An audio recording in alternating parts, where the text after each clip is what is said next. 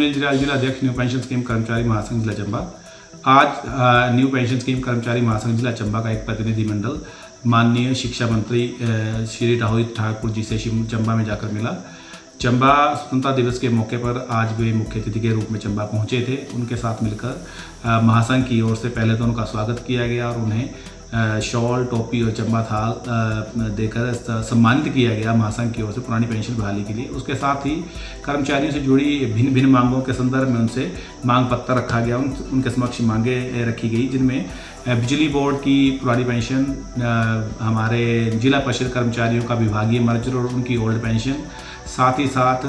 जो हमारे भिन्न भिन्न कर्मचारी वर्ग हैं उनकी वेतन विसंगतियों के बारे में चर्चा की गई। साथ ही साथ जो शिक्षा विभाग और हमारा ट्रेजरी के कर्मचारी हैं उनका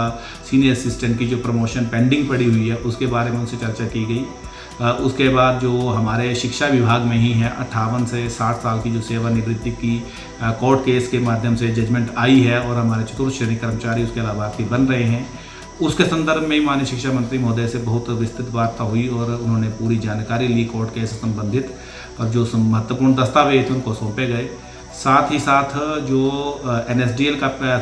के पास कर्मचारियों का पैसा फंसा हुआ है 9,000 करोड़ रुपये, उसके लिए भी उनसे विस्तृत रूप से वार्ता हुई, जिसमें उनको सारी नोटिफिकेशन प्रोवाइड करवाई गई। साथ ही साथ उनको इस बात से अवगत करवाया गया कि जो शिक्षा विभाग में 14/5/2003 से पहले के जो कर्मचारी थे जिनकी पोस्टें नोटिफाइड हुई थी और उनकी रिक्रूटमेंट जो है वो 14/5/2003 के बाद हुई थी, चाहे वो कोर्ट केस के कारण डिले हुई, चाहे वो टेस्टों को रद्द होने के कारण डिले के कारण हुई, लेकिन उनकी नियुक्तियां जो हैं वो 14/5/2003 के बाद हुई हैं। तो ऐसे कर्मचारियों के लिए केंद्रीय सरकार ने जो है वो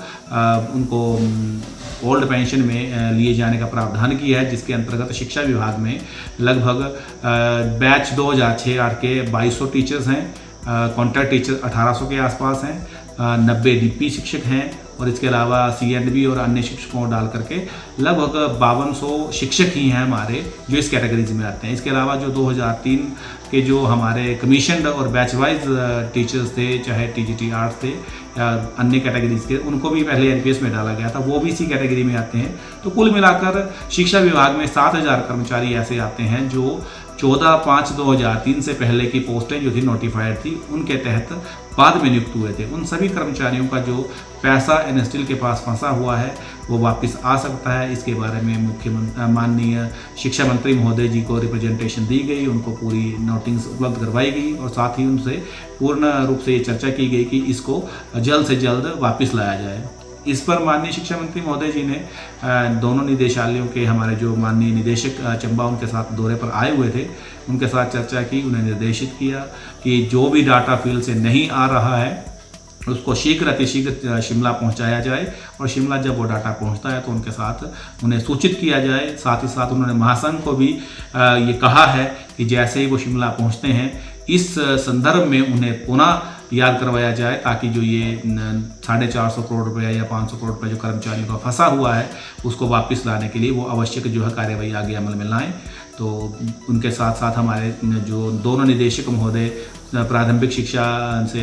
श्री आशीष कोहली जी और उच्च शिक्षा से डॉक्टर अमरजीत जी पहुंचे हुए थे, उनको भी महासंघ ने शॉल, टोपी पहनाकर और चंबा थाल देकर सम्मानित किया। साथ ही साथ हमारे राज्य परियोजना निदेशक डॉक्टर राजेश शर्मा जी भी पहुंचे हुए थे, उनके साथ भी महासंघ ने शिष्टाचार भेंट की, उन्हें भी महासंघ की ओर से शॉल, टोपी पहनाकर और उन्हें स्मृति चिन्ह देकर सम्मानित किया गया। सभी दोनों निदेशकों के साथ भी कर्मचारियों के अन्य मसलों पर चर्चा हुई और कई अन्य ऐसे मसले थे जिन जो विभाग से जुड़े हुए थे उनके बारे में चर्चा हुई। तो एक बहुत ही सार्थक जो है महासंघ का शिक्षा मंत्री महोदय और दोनों निदेशकों के साथ चर्चा हुई है और जिसके जो है परिणाम निकट भविष्य में बहुत ही सुखद आने वाले हैं।